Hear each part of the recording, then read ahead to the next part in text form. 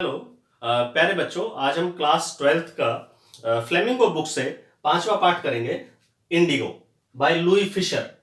जो ये लेसन है इंडिगो, जो आपके सिलेबस में है, ये लुई फिशर ने एक बुक लिखी है द लाइफ ऑफ महात्मा के नाम से। द लाइफ ऑफ महात्मा के नाम से जो लुई फिशर ने बुक लिखी है, उसी किताब में से कुछ अंश, कुछ भाग आपको पढ़ने के लिए लेसन के रूप में दिया गया है और इसका नाम रखा है इंडिगो। इंडिगो क्या होता है? इंडिगो, आप व्हाइट शर्ट पहनते हैं, व्हाइट शर्ट धोने के बाद आप उसको और चमकदार बनाने के लिए और सुंदर दिखे वो, उसके लिए नील डालते हैं, नील में डालते हैं, उसको डुबो के रखते हैं। वो जो नील है उसी को इंडिगो बोलते हैं। तो नील की खेती समझ लीजिए यहाँ पे इंडिगो, इस बारे में हम समझेंगे। और इस लेसन में, इस पूरे एपिसोड में तीन चीजें हम सीख पाएंगे। एक है सेल्फ रिलायंस, सेल्फ रिलायंस का पार्ट। दूसरा है इंडियन इंडिपेंडेंस में क्या योगदान रहा इस एपिसोड का, जो हम कहानी पढ़ेंगे। और तीसरा, शेयर क्रॉपर्स की कैसे हेल्प की गांधी जी ने, ये हम लेसन में पढ़ पाएंगे। आइए लेसन शुरू करते हैं। ये जो मैंने की पॉइंट्स हैं, लेसन के जितने भी की पॉइंट्स होते हैं वो सारे मैंने बोर्ड पे लिख दिए हैं। इनको मैं लास्ट में आपके साथ दोबारा डिस्कस करूंगा। इनका पर्पस ये है, लिखने का उद्देश्य ये है कि इनकी सहायता से आप लगभग सभी क्वेश्चंस के आंसर्स दे पाएंगे। इन्हीं पॉइंट्स को जोड़ जोड़ के आप सारे आंसर्स लिख सकते हैं। देखिए, स्टोरी को सिर्फ हिंदी में समझ लेना काफी नहीं है, क्योंकि पेपर में तो आपको इंग्लिश में लिखना है ना। सो उसके लिए आपको कुछ की पॉइंट्स की जरूरत है जो इंग्लिश में ही हो और वही शब्दावली हो जो लेसन में इस्तेमाल की गई है। तो मैंने वही इस्तेमाल की है और इसको जोड़ के हम आंसर्स लिख पाएंगे। I tell you at the end of this video, आखिर में मैं आपको बताऊंगा कैसे। आइए लेसन शुरू करते हैं। Indigo, page number 46। कहानी शुरू कहां से होती है? कहानी शुरू होती है दिसंबर 1916 से, दिसंबर 1916 से, जहां पे आईएनसी, इंडियन नेशनल कांग्रेस का अधिवेशन चल रहा है लखनऊ में। लखनऊ में उनकी मीटिंग चल रही है 1916 में, दिसंबर में। गांधी जी भी उस मीटिंग में हैं और तभी वहां पर एक आदमी राजकुमार शुक्ला नाम का आता है, ठीक है। और वो उस इंडियन नेशनल कांग्रेस से शिकायत करने आया था कि उनके डिस्ट्रिक्ट में, राजकुमार शुक्ला के डिस्ट्रिक्ट में, चंपारण में, जो वहां पे शेयर क्रॉपर्स हैं उनके साथ जो अन्याय हो रहा है उसकी शिकायत करने आया था। किसी ने उन्हें कह दिया कि गांधी जी भी आए हुए हैं, गांधी जी से मिल लो। तो वो गांधी जी से मिलने चले गए, लेकिन गांधी जी काफी व्यस्त थे, उनको समय नहीं मिल पाया। लेकिन राजकुमार शुक्ला जो है वो जहां भी गांधी जी जाते उनके पीछे पीछे चलता रहा। गांधी जी वहां से कानपुर गए तो साथ साथ कानपुर चला गया। फिर गांधी जी वहां से आश्रम गए अहमदाबाद, साथ साथ वो अहमदाबाद भी पहुंच गया। अंत में गांधी जी को भी ये समझ आया कि जरूर कोई सीरियस मुद्दा है और इसकी मदद करनी ही पड़ेगी। तो गांधी जी ने उसे कहा कि मेरा कलकत्ता में मीटिंग है, ठीक है, और आप मुझे कलकत्ता में मिलिए। जो एग्जैक्ट शब्दावली इस्तेमाल हुई है पाठ में वो मैं आपको पढ़ के सुनाता हूं, पेज नंबर 47 पे। I have to be in Calcutta on such and such date, take me from there. मैं कलकत्ता में, गांधी जी शुक्ला जी को कहते हैं कि मैं कलकत्ता में इस फला फला तारीख को वहां पे मिलूंगा, आप वहां आए मेरे पास और मुझे वहां से ले चलें जहां पर भी हमें चलना है, ठीक है। तो जो तय तिथि थी, जो तय स्थान था, वहां पर जो राजकुमार शुक्ला है पहले से बैठा मिला, गांधी जी का इंतजार करता हुआ मिला। गांधी जी अपनी मीटिंग खत्म करने के बाद जैसे ही फ्री हुए तो राजकुमार शुक्ला से मिले। राजकुमार शुक्ला और गांधी जी अब दोनों चल पड़े और वो गए पटना। कहां पर गए? पटना। पटना में वो पहुंचे राजेंद्र प्रसाद जी के घर पे, जो लॉयर थे, वकील थे, जो बाद में राष्ट्रपति भी बने। राजेंद्र प्रसाद जी के घर पे पहुंचे पटना में। वहां पर चूंकि जो गांधी जी, वो राजेंद्र प्रसाद जी घर पे थे नहीं, लेकिन सर्वेंट्स जो थे वो राजकुमार शुक्ला को पहचानते थे। तो उन्होंने, गांधी जी को भी सोचा कि ये भी और कोई पीजेंट होगा और कोई किसान होगा, तो और दोनों को रुकने का स्थान दे दिया, रुकने की अनुमति दे दी। लेकिन आप यहां देखिए, लेकिन उन्होंने गांधी जी को कुएं से पानी भरने नहीं दिया, कुएं से पानी भरने नहीं दिया। उन्होंने ये सोचा क्या पता ये अनटचेबल हो, उन दिनों ये ज्यादा था टचेबल अनटचेबल का सिस्टम। तो इसमें क्वेश्चन क्या बनता है कि गांधी जी को उन्होंने अनटचेबल क्यों सोचा, या गांधी जी को उन्होंने बैल से पानी भरने क्यों नहीं दिया सर्वेंट्स ने, ये क्वेश्चन बनता है। तो आप वहां आपको बताना पड़ेगा, क्योंकि उन्होंने ये सोचा कि वो भी कोई ऑर्डिनरी दूसरा किसान है, वो उसको पहचानते नहीं थे, गांधी जी को पहचानते नहीं थे। गांधी जी सिंपल वेशभूषा में रहते थे, किसी प्रकार का कोई अहंकार नहीं था, सादा उनका जीवन था। तो उन्होंने सोचा ये भी कोई और किसान होगा। है वहां पर रुकने के बाद, उसके बाद उन्होंने ये तय किया कि पटना के बाद अब हम चंपारण चलेंगे। राजकुमार शुक्ला ने सजेस्ट किया। तो गांधी जी ने कहा कि हम चंपारण जब जाएंगे तो रास्ते में मुजफ्फरपुर पड़ता है, तो हम मुजफ्फरपुर से होते हुए चंपारण जाएंगे, अर्थात हम मुजफ्फरपुर में भी रुकेंगे। मुजफ्फरपुर में गांधी जी क्यों रुकना चाहते थे? क्योंकि गांधी जी चाहते थे कि जो वहां के असली हालात हैं, जो समस्या है, उसको मैं नजदीक से देख पाऊं, किसानों के हालात को, ताकि कोई उसका फिर सॉल्यूशन निकाला जा सके। सो इस प्रकार से वो पटना से मुजफ्फरपुर के लिए निकल गए। मुजफ्फरपुर में वो रुके प्रोफेसर मलकानी के घर, जो कि एक गवर्नमेंट स्कूल में टीचर थे। उन्होंने उनको शरण दी। 2 दिन वो उनके वहां पे रुके। उन दिनों किसी जो जो स्वराज का हितकारी था, जो स्वराज के लिए लड़ रहा था, उस ऐसे आदमी को शरण देना बहुत खतरे का काम था। आम आदमी जो है ऐसे आदमी को शरण नहीं देता था जो स्वतंत्रता आंदोलन के लिए कार्य कर रहा हो। 2 दिन वहां पे रुके। फिर मुजफ्फरपुर में गांधी जी वकीलों से मिले तो गांधी जी को पता चला कि वकील तो बहुत मोटी मोटी फीस ले रहे हैं। गांधी जी चाइडेड देम, गांधी जी ने उनको डांटा, लॉयर्स को डांटा और उनको धमकाया। सो अब ये क्वेश्चन इसमें आएगा, why did Gandhi ji chide the lawyers? क्योंकि वो इतनी मोटी फीस ले रहे थे, बेचारे किसान पहले ही इनजस्टिस का शिकार है, अन्याय का शिकार है, वो और ज्यादा अन्याय कर रहे थे। उसके बाद गांधी जी ने एक्चुअल सिचुएशन को जानने की कोशिश की, एक्चुअल समस्या क्या थी उसको समझने की कोशिश की। एक्चुअल समस्या पे गांधी जी ने पहले ये समझा कि इनको केस करने की जरूरत नहीं है। असल में इन जो किसान हैं, they have to be real relief will be free from fear. इनका डर दूर करना ज्यादा जरूरी है। कोर्ट में केस करना इतना फायदेमंद नहीं होगा जितना कि इनका डर दूर करना जरूरी है। That would be a real relief. अब आप समझिए कि गांधी जी ने वहां जाके समझा कि समस्या क्या है। समस्या ये थी कि जो चंपारण था, चंपारण की जितनी भी स्टेट्स थी, जितनी भी प्रॉपर्टी थी, उसमें लैंडलॉर्ड्स थे। ठीक है, लैंडलॉर्ड्स जो थे वो क्या करते थे कि जिन किसानों को वो जमीन बोने के लिए दे रखी थी, उन किसानों को अपनी लैंड पे, अपनी जमीन पे 15% क्षेत्र में, 15% एरिया में, 15% एरिया में इंडिगो की खेती करनी पड़ती थी।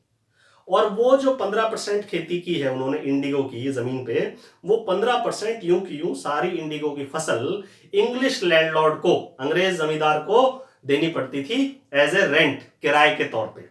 आप समझ रहे हैं मेरी बात? फिर इतनी देर में क्या हुआ कि जर्मनी ने सिंथेटिक इंडिगो बना लिया, वो केमिकल वाला जो नील बना लिया। तो अब ये जो इंडिगो की खेती है, ये कोई खास फायदे का सौदा रहा नहीं, क्योंकि सिंथेटिक वाला सस्ता पड़ता था। तो अंग्रेजों ने क्या कहा कि ठीक है, अब हम किसानों से कहा कि हम आपको मुक्त कर देंगे, अब ये एग्रीमेंट नहीं रहेगा, क्योंकि ये बहुत पुराना एग्रीमेंट चला रहा था, अब ये एग्रीमेंट की जरूरत नहीं है, आपको 15% अपनी भूमि पे इंडिगो पैदा करके और हमें देने की जरूरत नहीं है, हम फ्री कर देंगे, लेकिन इसके बदले में आप हमें कुछ कंपनसेशन दो, कुछ पैसे दो। ठीक है, तो कुछ किसान एग्री हो गए, उन्होंने विलिंगली साइन कर दिया, दे साइन विलिंगली, और कुछ किसानों ने वकील कर लिए। लेकिन बाद में उनको पता चला किसानों को कि ये तो अंग्रेजों की चालबाजी थी, ये कोई हमारे लिए फेवर तो कर नहीं रहे थे, ठीक है, ना ही हमारी मदद कर रहे थे। तो जब उन्हें पता चला कि उनकी चालबाजी थी और जर्मनी के नील के बारे में पता चला किसानों ने, तो जिन लोगों ने पैसे दे दिए थे उन्होंने विरोध किया और यह कहा कि हमारे पैसे वापस करो, हमारे पैसे वापस करो। ये समस्या थी और प्लांटर्स पैसे वापस कर नहीं रहे थे। ये समस्या थी। ये उनको सारी एग्जैक्टली पूरी समस्या गांधी जी ने समझी कि क्या समस्या है, और उसके बाद वो पहुंचे ब्रिटिश लैंडलॉर्ड एसोसिएशन के पास। जो लैंडलॉर्ड की, जमींदारों की जो एसोसिएशन थी, उनके पास पहुंचे, और एसोसिएशन ने भी क्या उनका कुछ करना था, कोई उनकी तवज्जो ही नहीं दी, उनको भगा दिया। उसके बाद वो ब्रिटिश ऑफिशियल कमिश्नर ने बुलाया उन्हें, उन्होंने भी उनको धमका के भगा दिया, सब जगह से उनको डांट पीट के भगा दिया गया। लेकिन गांधी जी डटे रहे और वहां से वो चले अब मोतिहारी की तरफ। मोतिहारी में जाके उन्होंने क्या किया, मोतिहारी चंपारण में ही है, कैपिटल ऑफ चंपारण।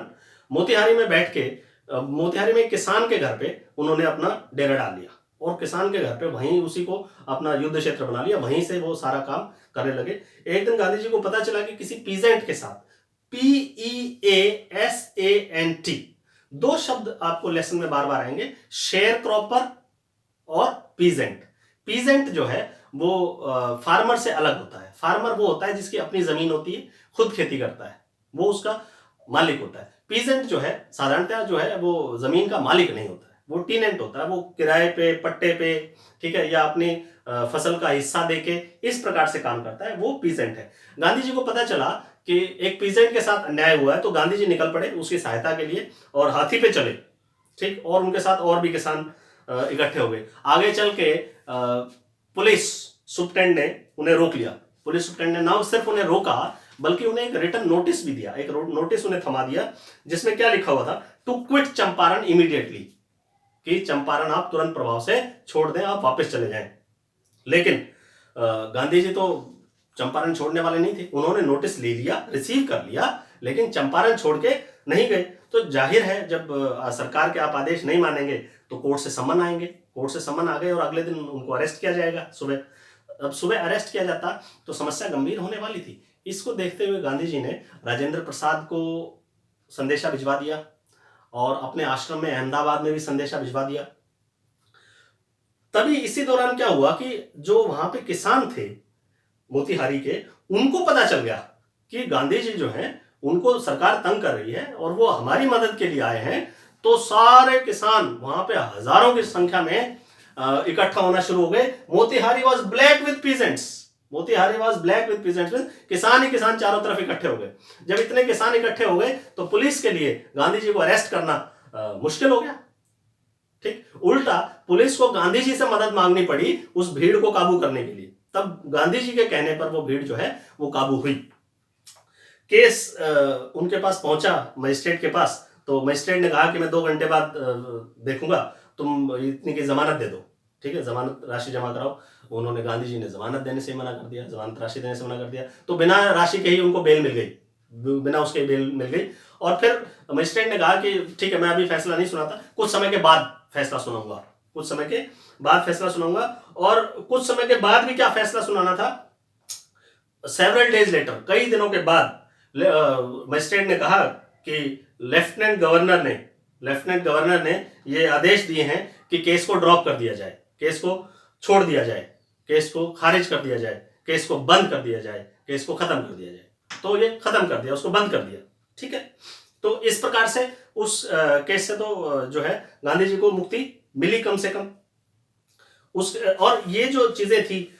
लेकिन ऐसा होते होते धीरे धीरे गवर्नमेंट के ऊपर प्रेशर बहुत ज्यादा बन गया, क्योंकि गांधी जी के साथ लोग जुड़ते ही जा रहे थे।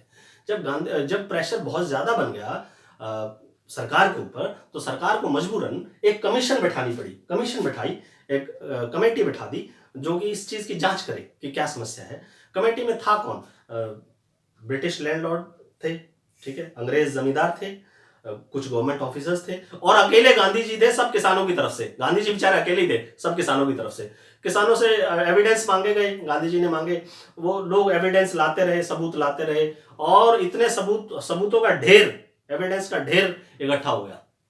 और धीरे धीरे जो ब्रिटिश जमींदार थे, ब्रिटिश प्लांटर्स थे, उन पर प्रेशर बनना शुरू हो गया। अब ब्रिटिश प्लांटर्स को पता चल गया कि ये भाई समस्या गंभीर हो गई है और इनके पैसे वापस करने ही पड़ेंगे। अब ब्रिटिश प्लांटर्स ये सोच रहे थे कि ये पक्का गांधी जी 100% पैसे वापस मांगेंगे, 100% पैसे वापस मांगेंगे। लेकिन गांधी जी ने 100% पैसे वापस नहीं मांगे, गांधी जी ने सिर्फ 50% पैसे वापस मांगे कि 50% वापस कर दो। इस पर ब्रिटिश प्लांटर्स ने कहा कि हम 25% वापस करेंगे बस, ठीक। इतना कहते ही गांधी जी ने कहा ठीक है 25% ही दे दो, तो गांधी जी मान गए। अब इस पे भी क्वेश्चन बनता है, हमेशा आता है कि why did Gandhi ji agree for 25% of sum, ठीक है, 25% अमाउंट पे ही, पेबैक पे ही क्यों राजी हो गए, 25% में ही क्यों मान गए। तो गांधी जी वहां पे बताते हैं कि बात पैसे की नहीं है, बात पैसे की नहीं है, बात इसकी है कि जब इंग्लिश प्लांटर्स को पैसे वापस करने पड़े, तो पैसे वापस करने के साथ साथ उनकी प्रेस्टीज भी कम होती है, उनको झुकना पड़ा किसानों के सामने, उनको किसानों की बात माननी पड़ी। उन्हें यह एहसास हुआ कि ऐसा नहीं है कि जो तुम चाहोगे वही होगा, ठीक है, लोग जागरूक हैं, ये अपने हक मांग सकते हैं। तो उनकी प्रेस्टीज कम होती है, उनका प्राउड कम होता है, उनका घमंड कम होता है। इसलिए गांधी जी खुश थे, वो कह रहे थे पैसे इतनी बड़ी बात नहीं है, जितना इनकी प्रेस्टीज कम हो रही है ये बड़ी बात है, उनको सरेंडर करनी पड़ेगी। तो जैसे 25% राशि वापस हो गई तो ये मामला तो सुलझ गया।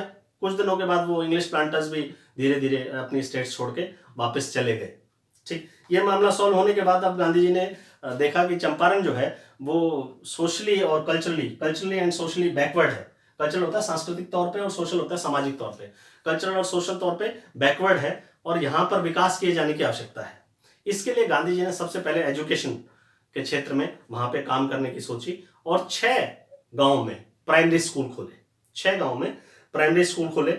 इसके साथ साथ वहां पे उन्होंने कस्तूरबा बाई जो थी उन्होंने क्लीनलीनेस के बारे में सिखाया। उन्होंने बाकी भी आश्रम से अपने लोग बुला लिए थे जो भी उनके भक्तगण थे। कस्तूरबा बाई भी आ गई थी और उनका जो छोटा बेटा था देवदास वो भी आ गया था और बाकी डिवोटीज, बाकी जो उनके श्रद्धालु थे वो सारे आ गए थे हेल्प करने के लिए। 2 टीचर्स भी आए थे, उन्होंने बुलाए थे जो वॉलेंटियर कर रहे थे। ये तो इस प्रकार से वहां पे विकास का कार्य प्रारंभ हो गया एजुकेशन के क्षेत्र में। फिर हेल्थ के क्षेत्र में भी गांधी जी ने सोचा कि यहाँ पे हेल्थ के क्षेत्र में काम करना भी आवश्यक है। हेल्थ के क्षेत्र में भी काम किया। हेल्थ के क्षेत्र में उन्होंने जो जरूरी दवाइयाँ थी वो उपलब्ध करवाई। एक डॉक्टर ने वॉलंटियर किया कि मैं सेवा करूंगा 6 महीने के लिए। उस डॉक्टर ने जरूरी दवाइयाँ थी उसके बारे में कार्य करना शुरू किया और हाइजीन के बारे में उन्होंने काम किया, सफाई के बारे में, सैनिटेशन के बारे में। तो इस प्रकार से जितना संभव हो सका उतना उस इलाके का विकास किया। लास्ट में क्या हुआ कि जब गांधी जी जाने लगते हैं इससे पहले एक क्वेश्चन भी आएगा कि the Champaran episode was a turning point in Gandhi जीज life. Why was Champaran episode a turning point in Gandhi जीज लाइफ? ठीक है, तो ये अगर क्वेश्चन आ जाए तो आपने बताना है उसमें कि ये टर्निंग पॉइंट इसलिए था because Gandhi ji declared that British could not order me about in my own country. ये इसलिए टर्निंग पॉइंट था कि गांधी जी ने ये डिक्लेयर किया कि मेरे ही देश में मुझे ही ब्रिटिशर्स आदेश नहीं दे सकते बाहर जाने के लिए। जैसे उन्होंने बोला था ना चंपारण छोड़ के चले जाओ, क्यों चले जाए भाई? ठीक है, तो ये जो चीज थी ये एक अलग इससे किसानों में, आम जनता में, सब में जोश आया कि नहीं, ब्रिटिशर्स हमारे ही देश में हमें ही आदेश दे रहे हैं, ये तो गलत बात है छोड़ने के लिए कि देश छोड़ दो। उसके बाद क्या हुआ कि सारा काम पूरा हो गया और गांधी जी जब वापस जाने लगे तो गांधी जी के साथ एक और अंग्रेज रहता था, एंड्रयूज। क्या नाम है? एंड्रयूज। एंड्रयूज जो था बाकी जो लॉयर्स थे वहां के जो लोकल, उन्होंने और जो जनता थी उन्होंने कहा कि अच्छा हो कि एंड्रयूज यहीं रुक जाए ताकि ये जो विकास कार्य है ये और आगे चलते रहें। लेकिन और अगर गांधी जी कहते तो वो अंग्रेज एंड्रयूज रुक भी जाता। अब आप सोच रहे होंगे कि अंग्रेज जो है वो गांधी जी की बात क्यों मानेगा? वो इसलिए क्योंकि एंड्रयूज जो है वो गांधी जी का डिवोटी था, गांधी जी का भक्त था। ठीक है, और वो गांधी जी के बताए हुए मार्ग पर ही चलता था। ठीक, कहते तो रुक जाते लेकिन गांधी जी ने मना कर दिया कि नहीं, क्यों रुक जाए? क्या आप चाहते हैं कि एक अंग्रेज आपकी मदद करे तब आप कुछ काम कर पाएंगे? क्या ये आपकी वीकनेस नहीं है? क्या आपको नहीं लगता कि आपको अपनी मदद स्वयं करनी चाहिए? इसलिए उन्होंने एंड्रयूज को वहां रुकने से मना कर दिया। तो गांव वालों को भी और लॉयर्स को भी समझ में आया कि हाँ ठीक कह रहे हैं, हमें आत्मनिर्भर होना चाहिए। ठीक है, खुद से मेहनत करनी चाहिए। तो यहाँ पे लेसन क्या मिला हमें? सेल्फ रिलायंस का। गांधी जी ने ये लेसन दिया सेल्फ रिलायंस का, खुद आत्मनिर्भर बने। ठीक, और इंडियन इंडिपेंडेंस का और हेल्प टू शेयर पर्पस। आइए अब एक बार क्विकली इसको समराइज हम कर लें। स्टोरी में हो सकता है कई बार बताते वक्त कोई एक आधा पॉइंट रह गया हो, वो समराइज करते वक्त सारे पॉइंट कवर हो जाते हैं। देखिए, स्टोरी का नाम इंडिगो। इंडिगो का मतलब नील, नील की खेती। राइटर का नाम लुई फिशर।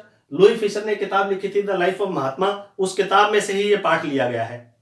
स्टोरी शुरू होती है दिसंबर 1916 में, जब इंडियन नेशनल कांग्रेस की मीटिंग चल रही है लखनऊ में। वहां पर एक आदमी, चंपारण से एक आदमी आता है, उसका नाम था राजकुमार शुक्ला। वो क्या चाहता था? वो चाहता था गांधी जी को मैं अपने साथ ले जाऊं क्योंकि वहां पे किसानों के साथ अन्याय हो रहा है और गांधी जी हमारी मदद करें। वो चाहते थे कम टू चंपारण, गांधी जी चंपारण आए और जो इनजस्टिस टू शेयर क्रॉपर्स हो रहा है, शेयर क्रॉपर्स के साथ जो इनजस्टिस हो रहा है, अन्याय हो रहा है, उसमें हमारी लड़ने में मदद करें। वहां पर क्या सिस्टम था चंपारण में कि 15 जितनी भी किसान के पास भूमि थी उसके 15% में इंडिगो, नील की खेती करनी पड़ेगी और पेड एज रेंट, और उसको एज ए रेंट पूरी की पूरी 15% फसल जो नील की है वो एज ए रेंट किराए के तौर पे, रेंट के तौर पे अंग्रेज लैंडलॉर्ड को देनी होती थी। चलिए पीछे चलता रहा वो गांधी जी का। अल्टीमेटली लास्ट में कलकत्ता में गांधी जी ने उसे मिलने का समय दे दिया। कलकत्ता में वो मिले और वहां से वो दोनों पटना के लिए चल दिए। पटना में वो डॉक्टर राजेंद्र प्रसाद के घर रुके और वहां से फिर आगे उन्होंने फैसला किया कि अब हम चंपारण जाएंगे। लेकिन गांधी जी ने कहा कि हम मुजफ्फरपुर होते हुए चंपारण जाएंगे। मुजफ्फरपुर रास्ते में ही पड़ता था ताकि हम अच्छे से किसानों के हालात देख सकें। मुजफ्फरपुर वो 2 दिन रुके। गांधी जी वहां पे लॉयर्स से मिले कि समस्या क्या है, पूरी समस्या समझाएं। तो पूरी समस्या यही समझ में आई कि अब जो अंग्रेज हैं उन्होंने ये कह दिया है कि 15% इंडिगो तुम्हें बोने की जरूरत नहीं है, और अब तुम इसके बदले में हमें कुछ कंपनसेशन दो। और कुछ लोगों ने कंपनसेशन दे दिया है अंग्रेजों को, और कुछ ने नहीं दिया है। बाद में जब किसानों को पता चलता है कि ये तो उन्होंने चालाकी की है, क्योंकि जनरली जर्मनी में जो केमिकल वाला जो है नील वो बन चुका है, तो फिर उन किसानों ने जिन्होंने पैसे दे दिए थे उन्होंने कहा कि हमारे पैसे वापस करो, ये समस्या है, और वो पैसे वापस नहीं कर रहे। गांधी जी ने सबसे पहले तो उनको चाइल्ड किया लॉयर्स को, ये चाइल्डेड वर्ड ही बुक में दिया हुआ है, चाइल्डेड लॉयर्स। गांधी ने सबसे पहले उनको वकीलों को फटकार लगाई कि तुम इतनी मोटी मोटी फीस क्यों लेते हो, एक तो इन गरीब किसानों के साथ वैसे ही अन्याय हो रहा है, ऊपर से तुम और ज्यादा फीस लेके इनके साथ और ज्यादा अन्याय कर रहे हो। फिर गांधी जी ने देखा कि केस करने से शायद कोई फायदा नहीं होगा, ये सवाल केस का नहीं है, सवाल ये है कि real relief would be to free from fear. असली रिलीफ यही होगा कि इन किसानों को भय से मुक्ति दिलाई जा सके, इन ये जो अंग्रेजों ने खौफ जमा रखा है इससे ये मुक्त हो, तब इन्हें भी ये लगे कि हम अपने अधिकारों के लिए स्वयं लड़ सकते हैं, वो असली जीत होगी। केस करने से कोई खास लाभ नहीं होगा। इसी सोच के साथ गांधी जी ने वहां पे जो सारी सिचुएशन है उसको समझ लिया। मैंने बताया कुछ किसानों ने विलिंगली साइन कर दिया था वो कंपनसेशन देने के लिए, कुछ लॉयर्स के पास चले गए थे, अब वो अपने सब मनी बैक चाह रहे थे। गांधी जी जब चंपारण पहुंचे तो गांधी जी को बोला गया कि तुम चंपारण छोड़ के चले जाओ, जो ब्रिटिश कमिश्नर था उसने बोला चंपारण छोड़ के चले जाओ, लेकिन गांधी जी कहाँ चंपारण छोड़ के जाने वाले थे, वो मोतिहारी में चले गए। मोतिहारी जाके उन्होंने एक किसान के घर पे अपना जगह बनाई और वहीं से काम करना शुरू किया, उनके घर रहने लगे। उन्हें पता चला कि किसी किसान के ऊपर अन्याय हुआ है तो वो निकल लिए, उनके साथ साथ हजारों किसान भी निकल लिए। जब वो निकल लिए तो पुलिस सुप्रिटेंडेंट ने उन्हें रोक लिया और उन्हें समन सर्व कर दिया कि भाई तुम नहीं जा सकते और तुम्हें छोड़ के जाना पड़ेगा यहाँ से, ठीक है। गांधी जी ने वो तो ले लिया, नोटिस तो ले लिया, लेकिन छोड़ के नहीं गए स्थान को, नहीं गए तो उनके नाम पे सम्मन इशू हो गए। सम्मन इशू हो गए तो उनको अरेस्ट किया जाएगा, अब जेल भेजा जा सकता है। अब जब ये बताया कि उनको अरेस्ट किया जा सकता है, उनको जेल भेजा जा सकता है, तो गांधी जी ने उन लॉयर्स से पूछा, जो उनके साथ लॉयर्स थे, कि अगर मैं जेल चला गया, पहले तो गांधी जी ने राजेंद्र प्रसाद को और अपने आश्रम में इन्फॉर्म कर दिया, और फिर लॉयर्स से पूछा कि अगर मैं जेल चला गया तो तुम लोग क्या करोगे। लॉयर्स क्या बोले कि साहब हम तो आपकी मदद करने आए हैं, आप ही जेल चले जाओ तो हम भी वापस चले जाएंगे। इस पर गांधी जी ने कहा फिर इन किसानों का क्या होगा, क्या इनके साथ इनजस्टिस नहीं होगा, अन्याय नहीं होगा। इस पर लॉयर्स जो है वो आपस में उन्होंने मशवरा किया और सोच में पड़ गए कि ये स्ट्रेंजर आदमी, एक अजनबी, गांधी जी अजनबी होके ये हमारे एरिया के लोगों की इतनी मदद कर रहा है, उनके लिए जेल जाने को तैयार है, और हम यहीं के होकर, ठीक, इनकी कोई मदद नहीं कर रहे, हम कह रहे हैं कि हम छोड़ के चले जाएंगे, ये तो गलत है। और मशवरा करके उन्होंने फिर गांधी जी से फिर मिले और वो गांधी जी को बोले कि नहीं, अगर आप जेल चले गए तो हम भी आपके साथ जेल चलेंगे। गांधी जी इस बात से संतुष्ट हुए, उन्होंने कहा the battle of Champaran is one, कि जंग जीत ली गई है। अब वो उनको अरेस्ट करना था, ये बात किसानों तक पहुंच गई। किसान हजारों की संख्या में मोतिहारी में इकट्ठे हो गए। Motihari was black with peasants, किसान ही किसान थे चारों तरफ। अब जब इतने किसान आ गए तो अब पुलिस के लिए उसको अरेस्ट करना और केस की प्रोसीडिंग चलाना वो मुश्किल सी बात थी। तो अल्टीमेटली केस को लास्ट में ड्रॉप कर दिया गया, केस को खत्म कर दिया गया। ये केस खत्म हो गया, लेकिन अब धीरे धीरे गवर्नमेंट पे प्रेशर बढ़ना शुरू हो गया। गवर्नमेंट ने एक कमीशन बैठाई, एक कमेटी बैठाई, और उस कमेटी ने खूब सारा एविडेंस गैदर किया, एविडेंस सबूत इकट्ठे किए। जब सबूत इकट्ठे किए तो जो प्लांटर्स थे, इंग्लिश लैंडलॉर्ड थे, जो अंग्रेज जमींदार थे, उनको समझ में आ गया कि अब हमारी गलती निकल गई है, पैसे देने पड़ेंगे। ठीक है, पैसे देने पड़ेंगे तो निश्चित हो गया था, लेकिन कितने देने हैं इस पे सवाल था। वो सोच रहे थे गांधी जी 100% मांगेंगे, लेकिन गांधी जी ने 100% मांगा ही नहीं। गांधी जी ने सिर्फ 50% वापस मांगा, और उस पर अंग्रेज प्लांटर्स ने कहा कि हम तो 25% देंगे। तो गांधी जी बोले ठीक है 25 ही दे दो। तो planters offer 25% back, Gandhi ji मान गए कि लाओ जी 25% दो। अब 25% बैक मिलने के बाद ये वाला किस्सा खत्म हो गया।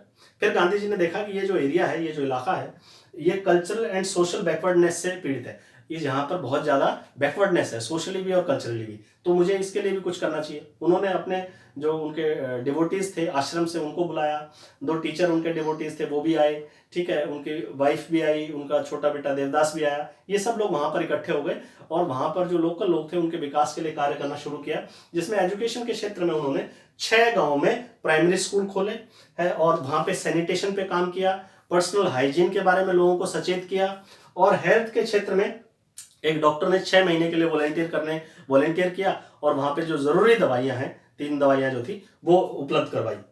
फिर ये सवाल आता है कि ये जो चंपारण का एपिसोड था, इसने गांधी जी की लाइफ में जो है बहुत बड़ा अहम रोल अदा किया। क्या अहम रोल अदा किया कि यहां से ये बात क्लियर हुई, British could not order me in my own country. मेरे ही देश में ब्रिटिशर्स मुझे ही यहां से जाने के लिए ऐसे जो उन्होंने आदेश दिए थे, ऐसे आदेश नहीं दे सकते। जब वो जाने लगे तो लॉयर फ्रेंड्स जो थे उनके, जो वहां पर उनके साथ थे, तो एंड्रयूज नामक एक अंग्रेज भी गांधी जी के साथ रहता था। तो उन्होंने कहा कि एंड्रयूज यहीं रुक जाए तो अच्छा है। तो गांधी ये lawyer friend wanted Andrew to stay back, लेकिन गांधी जी ने कहा कि ये वीकनेस होगी, ये तो तुम्हारी कमजोरी है। To rely, you must rely on yourself. तुम लोग जो गांव वाले हो, खुद पे, अपने ऊपर निर्भर रहो। एक अंग्रेज रुकेगा यहाँ पे और तुम्हारी मदद करेगा, क्यों करेगा, क्यों करनी चाहिए उसे? क्या तुम खुद अपनी मदद स्वयं नहीं कर सकते? इस पर उन्हें एहसास हुआ कि हाँ, गांधी जी ठीक कह रहे हैं। वो अंग्रेज गांधी जी का भक्त था। तो इस प्रकार से उन्होंने एंड्रयूज वाले किस्से से सब लोगों को क्या सबक दिया? सेल्फ रिलायंस का, कि हमें क्या होना चाहिए? आत्मनिर्भर होना चाहिए, आत्मनिर्भरता का सबक। देखिए, पूरे पाठ में 3 चीजें हमें सीखने को मिली। पहली, सेल्फ रिलायंस, कि हमें आत्मनिर्भर रहना चाहिए। दूसरा, इंडियन इंडिपेंडेंस का जो मूवमेंट था उसको गति मिली, लोग जुड़े, लोग इकट्ठे हुए, लोगों में आस जगी कि हम भी सवाल कर सकते हैं, अन्याय के खिलाफ खड़े हो सकते हैं। और तीसरा, इस एपिसोड में, चंपारण वाले एपिसोड में, जो शेयर क्रॉपर्स थे उनकी हेल्प हुई और उन्हें अपना हक वापस मिला। ये स्टोरी थी इंडिगो की। आशा है आपको अच्छे से समझ में आ गई होगी। फिर भी यदि आपको कोई सवाल हो, कोई डाउट हो, तो आप कमेंट सेक्शन में लिखें। मैं कोशिश करूंगा कि आपके सवालों का जवाब दे सकूं। धन्यवाद।